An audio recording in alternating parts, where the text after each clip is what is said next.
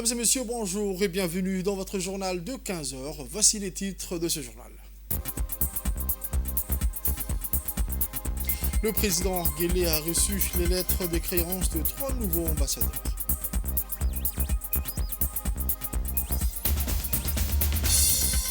Autre actualité nationale indique la célébration de la journée mondiale de l'alimentation.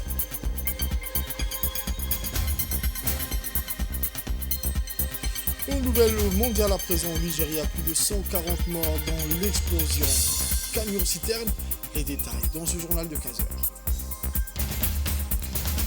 Le journal au complet à présent, mesdames et messieurs. Je vous le disais dans les titres, le président de la République, son Excellence, M. Ismaël Omar Guelleh, a reçu aujourd'hui, en milieu de matinée, au Palais de la République, les lettres de créance de trois nouveaux ambassadeurs étrangers accrédités par leurs pays respectifs auprès de la République de Djibouti.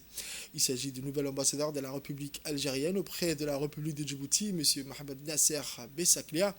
L'ambassadeur a saisi l'occasion de la remise de sa lettre de créance pour faire état de sa détermination d'œuvrer au renforcement des liens d'amitié, d'échange et de coopération entre la République de Djibouti et l'Algérie. Il a souligné l'importance des partenariats qui existent entre la République de Djibouti et la République de l'Algérie dans différents secteurs d'activité, notamment l'éducation, échange économique, culturel et social. L'ambassadeur a transmis au président Guelleh les salutations de son homologue, le président de l'Algérie, M. Abdelmejid Tebboune. Le nouveau représentant de l'Algérie à Djibouti a également mis à profit cette audience pour remercier le président Guelleh pour son rôle hautement positif et influent dans la promotion de la paix dans cette région. لمست فيه روح الأخوة والمحبة والمشاعر النبيلة. أتمنى من الله سبحانه وتعالى أن يوفقني في مهامه خدمة للشعبين وتوطيد علاقات التعاون والتضامن بين البلدين الجزائر وجيبوتي. شكرا فخامة الرئيس.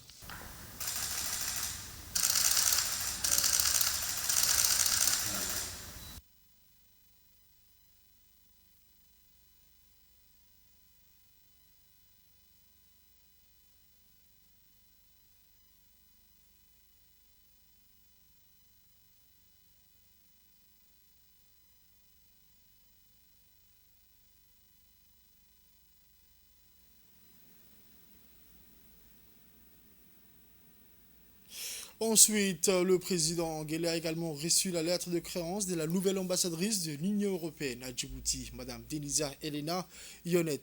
Dans une brève allocution, la nouvelle ambassadrice a exprimé le rôle et l'importance de Djibouti pour la promotion de la paix et la stabilité dans cette région. L'ambassadrice a réitéré sa pleine et entière détermination pour renforcer davantage les liens de partenariat entre la République de Djibouti et l'Union européenne étendus et de nombreux domaines de coopération tant au niveau national que sur le plan régional. Fonction en tant que chef de la mission diplomatique de l'Union européenne à Djibouti. J'ai bien mesuré la noble tâche que mes autorités m'ont donnée, également la confiance que vous m'avez faite en m'octroyant l'agrément et également les responsabilités que cela implique, que je suis tout à fait engagée et assumée avec tous mes collaborateurs à mettre en pratique. Vous savez, comme le Djibouti est un partenaire important pour l'Union européenne, et ceci pour plusieurs raisons, mais notamment pour la politique de paix, de sécurité, de stabilité que le pays mène sous votre leadership. Le monde entier a besoin de cette politique qui rappelle les principes du droit international et la Charte des Nations Unies.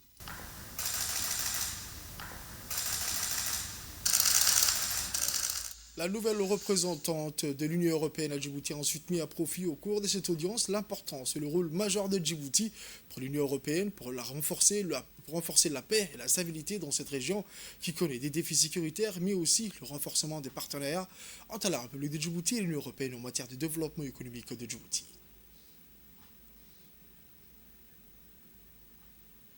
Ensuite, le président de la République, son Excellence M. Ismaël Omar Guelleh, a reçu la lettre de créance de la nouvelle ambassadrice des États-Unis auprès de la République de Djibouti, Mme Cynthia Kierst. Au cours d'une allocution faite à la remise de ces lettres de créance au président de la République, la nouvelle ambassadrice américaine s'est réjouie de la nature privilégiée des relations entre son pays et la République de Djibouti. contribuer à l'important travail de renforcement du partenariat solide et durable entre nos deux nations. Djibouti occupe à juste titre une position stratégique sur la scène mondiale et dans la Corne de l'Afrique, notamment en matière de sécurité régionale, de stabilité et de croissance économique. Sous votre direction, Djibouti a fait des progrès impressionnants dans la promotion de la paix, de la stabilité et du développement. La résilience du peuple djiboutien est une source d'inspiration et je suis impatiente de soutenir ces efforts. En tant qu'ambassadeur, je m'engage à renforcer les liens diplomatiques, économiques, sécuritaires entre nos deux pays. Les États-Unis considèrent Djibouti comme un partenaire essentiel et je me réjouis de poursuivre notre étroite collaboration et travailler ensemble pour une prospérité mutuelle et un succès partagé. A-t-elle indiqué, sert les intérêts vitaux de deux nations et même dans toute la région, a-t-elle dit en substance. Le nouveau représentant des États-Unis à Djibouti a ensuite mis à profit cette audience pour remercier le président Guelleh pour le précieux concours apporté à la nation amie américaine. La nouvelle ambassadrice des États-Unis d'Amérique auprès de la République de Djibouti a par ailleurs rendu hommage à la politique judicieuse et sage du président de la République, son Excellence El Hadj Ismaïla Omar Guelleh, tant pour la promotion de la paix et stabilité dans la région, mais aussi pour le développement enregistré à Djibouti sous sa leadership. Le président Guelleh a souhaité la bienvenue aux nouveaux diplomates à Djibouti. Le chef de l'État a également affirmé aux ambassadeurs son soutien total et de celui du gouvernement dans l'accomplissement de leur mission dans leurs pays respectifs. Autre actualité de ce journal, à la suite de la projection du premier rapport sur la création d'un centre financier régional. S'en est suivi une autre projection relative à un nouveau modèle de croissance qui intègre des éléments essentiels pour son développement économique. Un nouveau modèle qui vise non seulement à diversifier l'économie, mais aussi à établir Djibouti comme un carrefour financier clé dans la région. Ce modèle de croissance novateur a été proposé visant à transformer le pays en un véritable hub économique en Afrique de l'Est. Une nécessité impérative pour diversifier l'économie. Fort de ses succès, basé sur les architectures portuaires, ce nouveau modèle de croissance met l'accent sur l'importance cruciale de la diversification. Djibouti doit se tourner résolument vers des secteurs d'avenir tels que les télécommunications, la fabrication, la pêche et le tourisme. Cette approche permettra de réduire la vulnérabilité de l'économie face aux aléas des marchés internationaux. Au cœur de cette transformation, l'éducation et la santé jouent un rôle prépondérant pour bâtir une main-d'œuvre compétente.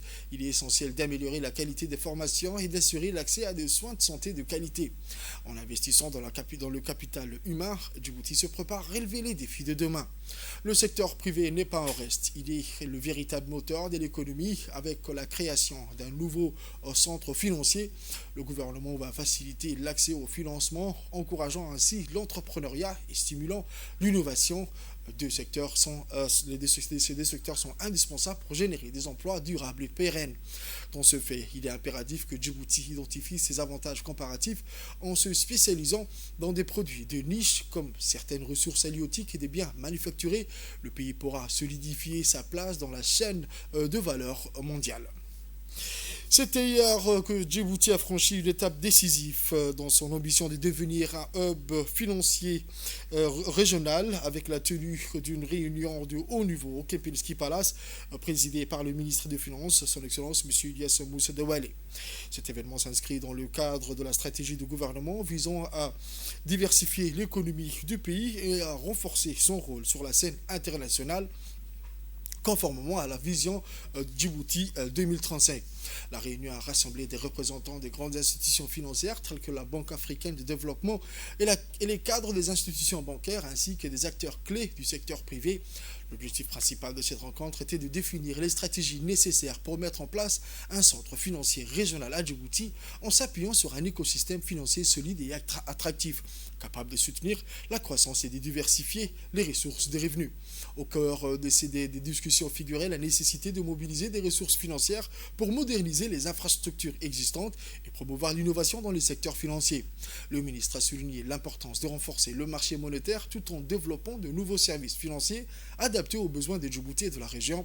La diversification économique est d'autant plus cruciale dans le contexte actuel où des projets de corridors alternatifs se développent dans la région, notamment en Éthiopie et au Kenya. Ces corridors risquent de réduire les revenus issus des infrastructures portières djiboutiennes, soulignant la nécessité pour le pays de trouver de nouvelles sources de croissance. La réunion a été saluée par les participants comme une occasion de nouer des partenariats stratégiques et d'échanger des idées visant à renforcer l'attractivité de Djibouti sur la scène internationale. Il est temps de l'appel à la prière de Salat al-Asr. On se retrouve dans un instant pour la suite de l'actualité. Ensuite, nous allons écouter un extrait de l'intervention de la directrice de la Banque africaine de développement. Je propose un nouveau modèle de croissance pour Djibouti, allant au-delà des activités portuaires traditionnelles, afin de diversifier l'économie et d'assurer une croissance soutenue et inclusive. La seconde étude porte sur la faisabilité de la mise en place d'un centre financier régional, une initiative visant à positionner le pays comme un hub financier de premier plan dans la région. La Banque africaine de développement n'est pas seulement une institution qui finance des projets d'investissement qui impactent la vie des populations africaines.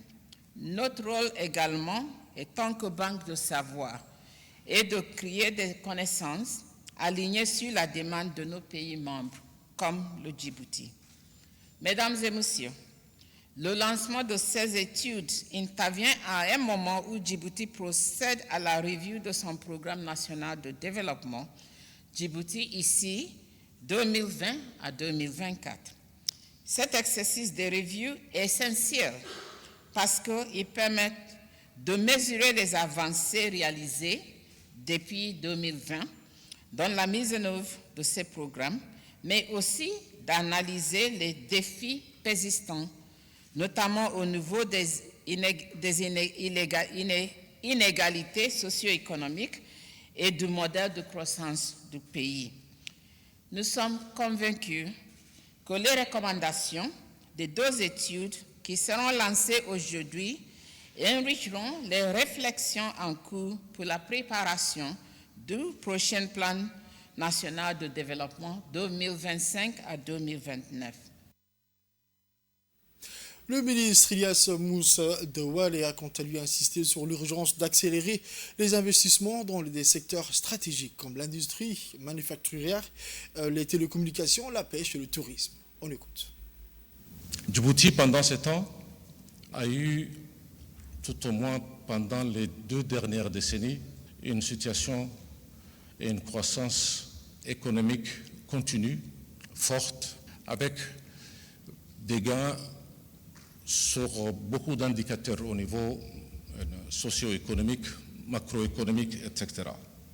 Durant ces 2 décennies de croissance, malheureusement, le modèle de développement sur lequel nous avons évolué n'a pas été suffisamment inclusif en termes d'emploi, entre autres. Et il n'a pas été également inclusif sur le plan spatial.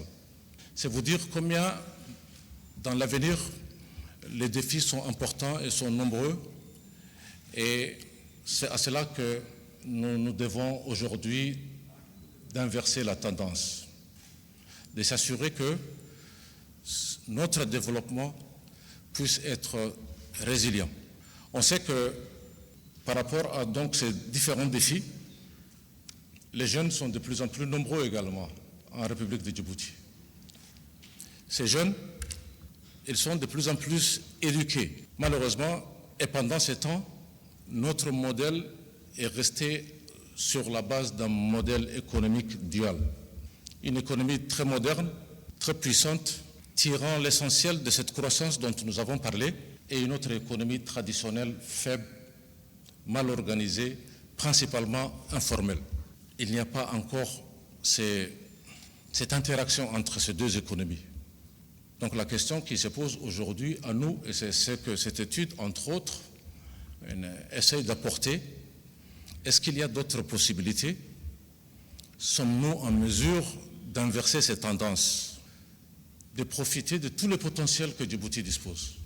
Nous avons énormément de potentiel au jour d'aujourd'hui encore non exploité. Pour moi, je pense que, et ça tombe bien, dans le contexte où nous sommes en train de préparer le plan national de développement, troisième de sa génération, c'est de réfléchir ensemble. Quel autre modèle devons-nous mettre en place pour, j'ai dit et je le répète, toutes ces opportunités importantes à notre disposition. Dans certains secteurs, nous avons des avantages comparatifs absolus, dans d'autres, nous avons des avantages relatifs. Comment maximiser maintenant, comment créer des emplois autour de ces secteurs et qu'est-ce qu'il nous faut pour justement inverser la tendance et s'assurer que la transformation économique de Djibouti produise une croissance inclusive. Actualité mentionnée dans les titres, la journée mondiale de l'alimentation a été célébrée cette année dans la région de Dikil, la région de l'unité, sous l'égide de son Excellence, M. Mohamed Ahmed Awale, ministre de l'Agriculture, sous le thème « Le droit aux aliments au service d'une vie et d'un avenir meilleur ». Cet événement d'envergure a rassemblé plusieurs personnalités de haut niveau, notamment M. le ministre Mohamed Ahmed Awale, ministre de l'Agriculture, M. Nyarko Padehou, représentant de la FAO, M. Agbessi, représentant du PAM, et le coordinateur résident des Nations Unies par intérim, et Mme Racha Omar, directrice pays du FIDA. Étaient également présents le préfet et le président du conseil régional de la région des Dikil, ainsi que des partenaires du développement, renforçant l'importance de cette journée dédiée à la lutte contre la faim et la malnutrition à Djibouti. Cette célébration marquée par des discours inspirants a également servi de cadre à l'inauguration de la nouvelle base technique du ministère de l'Agriculture. Cette infrastructure moderne où seront stockés les gros engins de la direction de l'eau et autres équipements est située à Dikil. Elle vise à rapprocher les services du ministère de Population du Sud en leur offrant un accès direct à des équipements essentiels, notamment pour l'entretien des forages et autres infrastructures. Ce projet d'un coût de plus de 200 millions de francs djiboutiens constitue un investissement majeur en faveur de la population rurale. Par ailleurs, une deuxième base technique est en cours de construction dans le nord, à Tadjoura, et couvrira également la région de Bok. Par ailleurs, plusieurs personnalités ont pris la parole au cours de cet événement pour rappeler l'importance de la sécurité alimentaire et des initiatives locales en faveur d'une agriculture durable. Les sages de la région ont ouvert la cérémonie en soulignant le rôle vital de l'agriculture pour la communauté locale, suivi des interventions du préfet de la région et du président du conseil régional qui ont tous deux salué les progrès accomplis grâce à la coopération entre le gouvernement et ses partenaires internationaux. Le coordinateur résident des Nations Unies a quant à lui exprimé la solidarité des Nations Unies envers les efforts du gouvernement djiboutien pour éradiquer la faim et améliorer la nutrition. Dans son discours, il a mis en lumière de nombreux projets des agences onusiennes dans les domaines de la sécurité alimentaire, de la nutrition, de la santé et du développement rural. À présent, écoutons les propos du représentant de la FAO et de la directrice pays du FIDA. Celle d'inaugurer la base régionale de Dikil qui matérialise la vision de Monsieur le ministre et la vision du gouvernement de Djibouti pour la déconcentration des services du ministère de l'Agriculture. Je suis très émue d'être avec vous aujourd'hui parce que j'étais là au mois de février, on était seulement à la deuxième couche de terrassement. Et vraiment aujourd'hui de voir tout cet édifice prêt pour recevoir le personnel du ministère de l'Agriculture et de fonctionner en véritable sous-direction régionale qui va apporter un encadrement de proximité à la population agricole de Dikil me donne beaucoup de satisfaction. Et c'est vraiment, je suis très fière de cette collaboration avec le ministère de l'Agriculture, mais également avec ce travail acharné qui a été fait par la sous-direction régionale de Dikil, la préfecture et mes collègues du projet de gestion intégrée des ressources en eau pour bâtir ce bel édifice où on est aujourd'hui. Comme à l'accoutumée, nous célébrons aujourd'hui la journée mondiale de l'alimentation sous l'égide du ministre de l'Agriculture, de l'eau, de la pêche et de l'élevage et des ressources halieutiques. Cette année, la région de Dikil a été choisie pour abriter cet événement. Cette localité recèle un immense potentiel agricole. Nous remercions chaleureusement le ministère pour ce choix judicieux et pour le précieux accompagnement. Mesdames et messieurs, distingués invités, la tradition de la FAO veut que le représentant de chaque pays reprenne le discours de Dr Chiu Dong-yu, directeur général de l'Organisation de l'alimentation et de l'agriculture, à l'occasion de la Journée mondiale d'alimentation. Bien que Djibouti soit considéré comme un pays aride, nous sommes convaincus qu'en unissant nos efforts, nous pouvons ensemble œuvrer pour une transformation vers des systèmes agroalimentaires plus efficaces. Le préfet de la région de Dikil a indiqué qu'il s'agit d'une sorte de service déconcentré. Cette base ne servira pas seulement la région de Dikil, mais aussi celle d'Ali Sébié. Un sentiment d'honneur et de responsabilité que nous réunissons aujourd'hui pour célébrer des événements majeurs pour notre région, la région de l'unité. L'inauguration de la base régionale du ministère de l'Agriculture, de l'eau, de la pêche, de l'élevage et des ressources halieutiques à Dikil, couplée à la journée mondiale de l'alimentation, nous rappelle les défis auxquels nous devons répondre pour assurer à nos populations une vie meilleure et plus prospère. Chaque année, le 16 octobre, la communauté internationale célèbre la journée mondiale de l'alimentation sous l'égide de l'Organisation des Nations Unies pour l'alimentation et l'agriculture FAO. En 2024, les thèmes retenus est les droits aux aliments au service d'une vie et d'un avenir meilleur.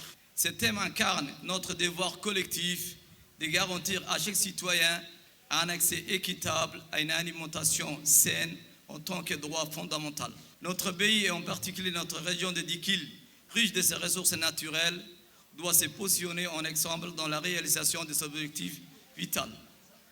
Son Excellence le Président de la République, Al-Hajj Ismaël Omar Guelleh, l'a souvent souligné. Dikil est une terre fertile aux grandes potentialités agricoles. Il nous incombe aujourd'hui de transformer ces potentialités en réalisations concrètes. L'inauguration de cette base régionale constitue un levier stratégique pour y parvenir. Elle n'est pas seulement une infrastructure, elle symbolise notre engagement à relever les défis de la sécurité alimentaire et à préserver les ressources naturelles, en particulier l'eau, pilier central de tout développement agricole. La Journée mondiale de l'alimentation nous rappelle aussi que l'alimentation, tout comme l'eau, est un besoin essentiel de l'humanité. Dans son discours, le ministre de l'Agriculture, son Excellence, M. Mohamed Ahmed Awale, a mis en avant le rôle stratégique de cette infrastructure pour le développement de la région de l'unité. Cet événement annuel qui revêt une importance particulière pour notre pays se tient cette année dans la région de Dikil, une localité reconnue pour son potentiel agricole exceptionnel. Je tiens à exprimer ma profonde gratitude à tous les participants ici présents pour marquer cette journée sous le thème inspirant « Le droit aux aliments au service d'une vie et d'un avenir meilleur ». Ce thème résume parfaitement notre engagement collectif en faveur d'une sécurité alimentaire durable et équitable, un objectif qui est au cœur des priorités de son Excellence, M. Ismaël Omar Guelleh, président de la République, et de la vision structurée de l'avenir qu'il a pour le développement harmonieux de notre pays et le bien-être de l'ensemble de nos concitoyens. Je voudrais dire Dikil ainsi que les autres régions de la République de Djibouti disposent d'un écosystème aride, ballotté par les aléas climatiques en cette période de changement climatique. Je voudrais dire, sans perturber le thème de la journée, je voudrais dire que pour ces pays, ce n'est pas le droit aux aliments qui est prioritaire, c'est le droit à l'eau, la lutte contre la soif d'abord. C'est pour cela que cette base technique a été créée, pour que les 174 forages qui se trouvent dans les régions de l'intérieur, et en particulier Dikil et Tadjoura, pour qu'on puisse prendre une base technique de proximité. D'ici la fin de l'année, la base sera remplie. Cette base régionale sera une base de décollage pour la région agricole de Dikil. La vallée de la Ouache pénètre au niveau du lac Abbé et les eaux souterraines qui circulent ici, ce sont les eaux de la vallée de la Ouache. C'est pour cela, grâce à la vision structurée du président de la République, il sera créé prochainement un potentiel phénicicole, une grande palmeraie d'une grande envergure au niveau du bassin de Hanlé, qui est une région potentiellement agricole puisqu'il y a l'eau et le soleil. Autre actualité de ce journal, toujours à Dikil, la préfecture de Dikil et le conseil régional ont uni leurs forces pour lancer une campagne de plantation d'arbres sur les artères de la ville, symbolisant un engagement en faveur de l'environnement et du développement durable. Le préfet de Dikil, M. Hassan Abdirable, et le président du conseil régional de Dikil, M. Mad Hussein Ahmed, ont donné l'exemple en prenant les outils à la main pour inaugurer cette noble initiative. Toujours accompagné du ministre, les efforts ont été salués par une foule impressionnante, rassemblant des représentants des services déconcentrés, de la police, de l'armée et de la gendarmerie, ainsi que des organisations associatives locales, des citoyens et citoyennes de la région de l'Unité. Cette campagne de plantation d'arbres se poursuivra dans les quartiers de la ville et s'étendra à l'ensemble de la région, y compris dans les établissements des services déconcentrés. L'objectif de cette initiative est de favoriser la préservation de l'environnement, d'améliorer la qualité de l'air et de contribuer à la beauté naturelle de la région. La préfecture de Dikil, le conseil régional appelle tous les résidents, les institutions locales et les acteurs de la société civile à se joindre à cette noble cause en plantant des arbres et en prenant soin de notre environnement commun.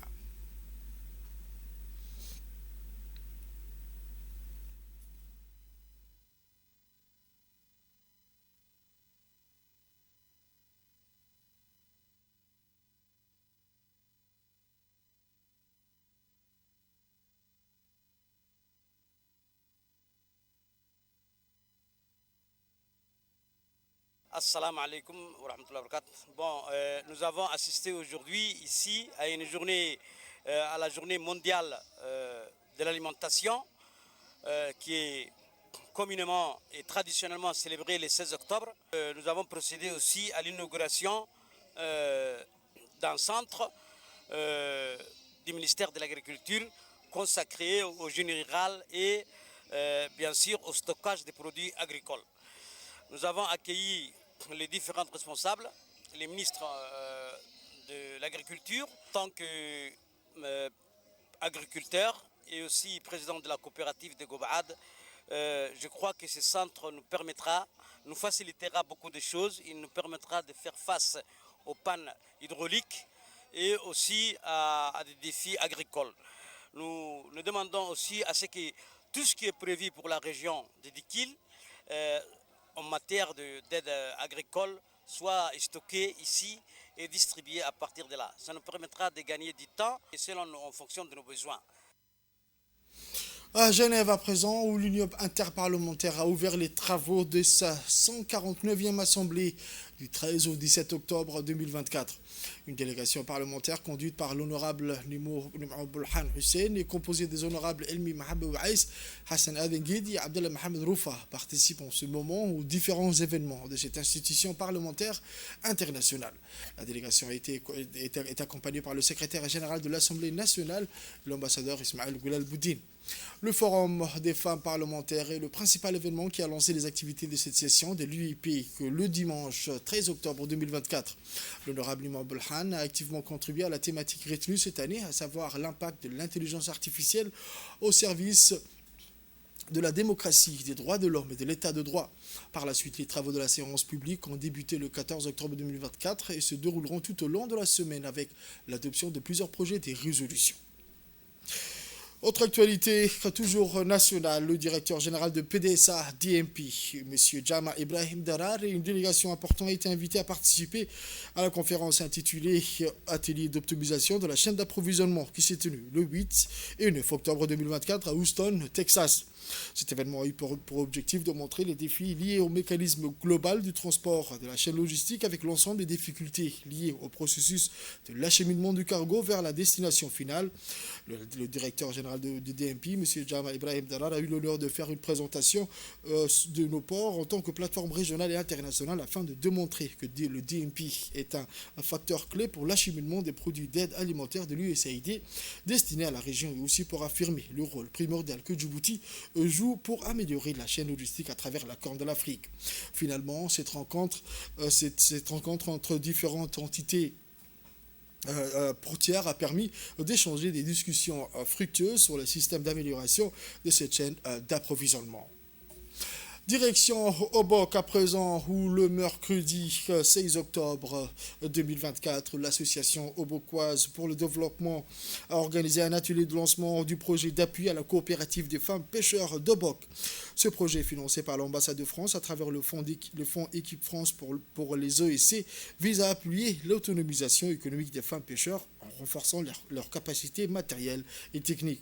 L'atelier qui s'est tenu dans la salle de réunion du conseil régional a réuni plusieurs personnalités, dont le préfet de la région, M. Moussa Adem Migane, le président du conseil régional, M. Mohamed Ahmed Ismail, ainsi que deux représentants de l'ambassade de France et membres du comité de pilotage.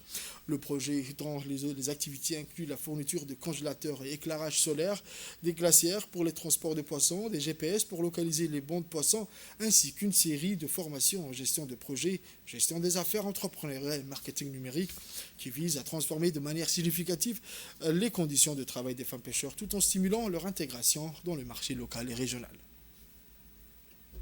Puisque je pense que c'est inédit sur Obok, puisque ce métier est souvent assimilé à un métier homme. Et là, je suis fière que vous soyez ici, présente, pour partager toute votre expérience, mais aussi aider à vous structurer au niveau de l'association à travers ce financement, à travers la formation, l'achat de l'équipement et porter ce projet et cette filière, puisqu'à Djibouti, vous avez un nombre de kilomètres côtières importante et que vous avez une richesse à portée de bras, qui est le poisson, ce qui permet aussi d'assurer dans un premier temps votre sécurité alimentaire et ensuite, comme vous le disiez précédemment dans les échanges, de pouvoir développer ce secteur et cette structuration de filière qui est la pêche ici à Obok.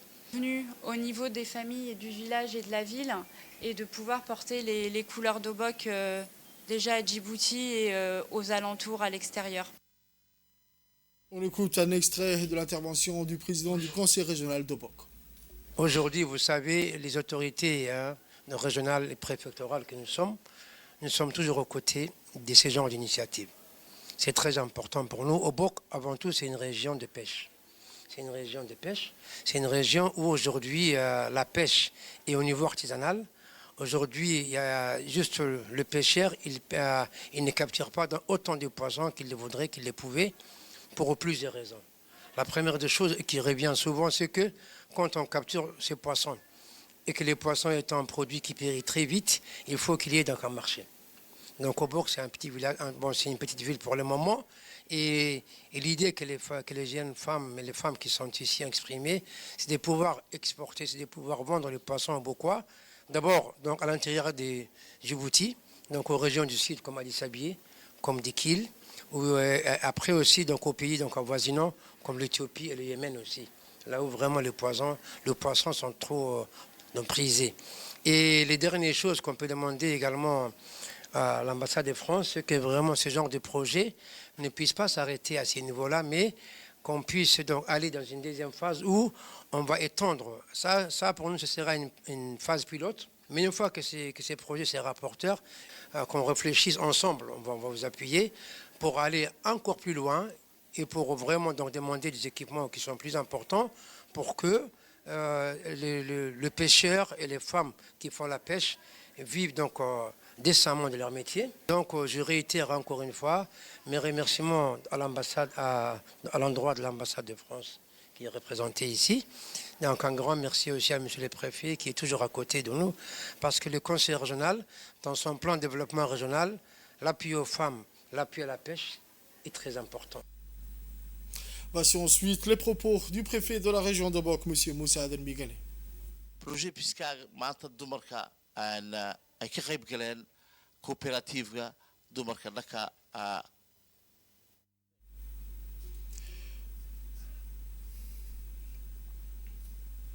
Passons aux faits divers de ce journal de 15 heures.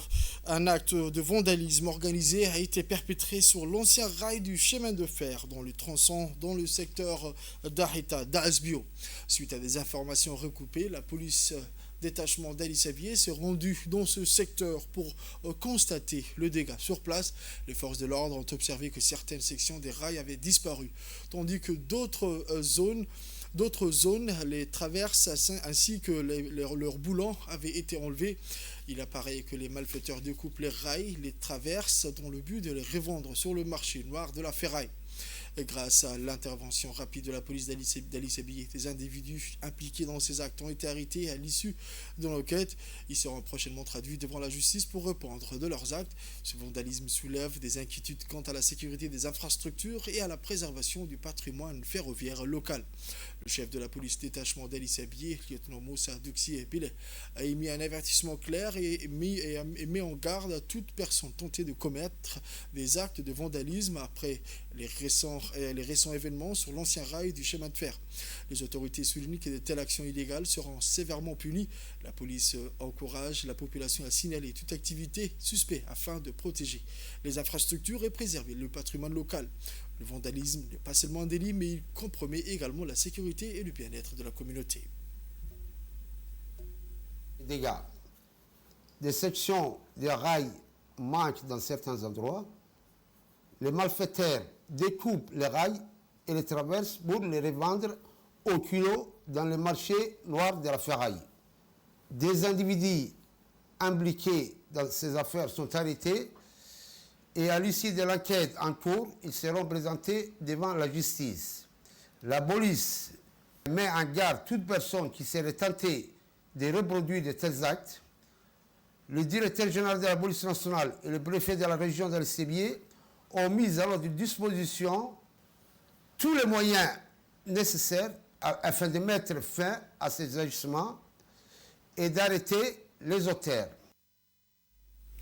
Autre fait divers, dans la matinée du mercredi 17 octobre 2024, à 5 h du matin, les gendarmes de la brigade Chermoussa, en service de patrouille de surveillance sur la RN1, les gendarmes procèdent à la fouille de la caisse arrière d'une moto et découvrent sur place 6 sacs de 4 provenant de la contrebande.